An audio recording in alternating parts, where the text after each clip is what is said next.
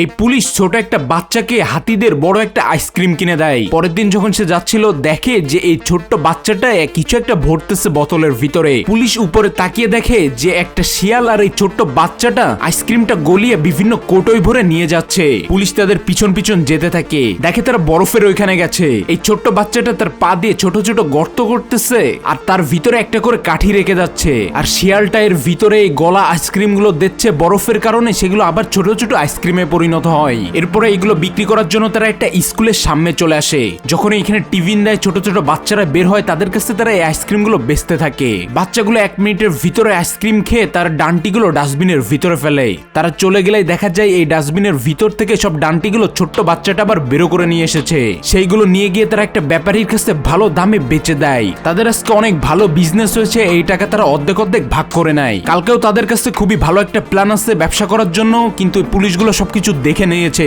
কালকে কি তারা ব্যবসা করতে পারবে দেখার জন্য পার্ট 2 লিখে কমেন্ট করো।